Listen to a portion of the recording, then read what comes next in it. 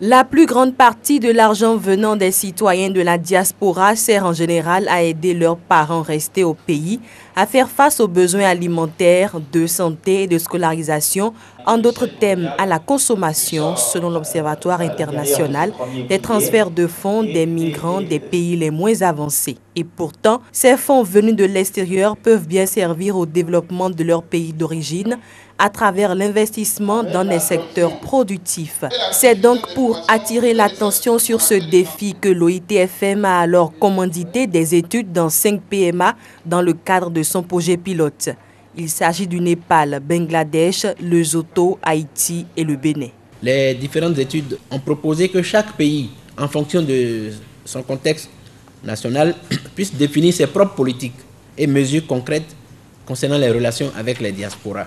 Mais l'orientation générale devrait être d'instaurer des conditions favorables dans une optique de développement. Et là, la question de la confiance est fondamentale parce que c'est à travers la confiance que peuvent se créer de réelles relations d'affaires entre membres de la diaspora et parents ou contacts restés au pays. S'ils sont mis en œuvre, les résultats de ce rapport devraient permettre aux pays concernés de tirer profit des migrations, a ajouté le professeur John Igué, président du conseil scientifique de l'OIT-FM. Une idée que soutient le représentant du ministre des Affaires étrangères. Cette cérémonie qui sanctionne la fin de la phase pilote répond au souci de présenter les résultats saillants du projet et les différentes propositions pour permettre au PMA de disposer d'une situation de référence et d'indicateurs de base relatifs aux caractéristiques des migrants.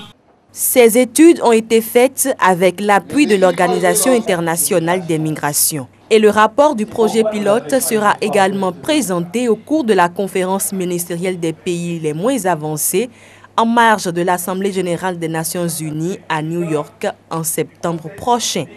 L'OIT-FM est créé en 2006 à Cotonou avec pour mission de contribuer à la diffusion d'informations sur les transferts des fonds des migrants des PMA.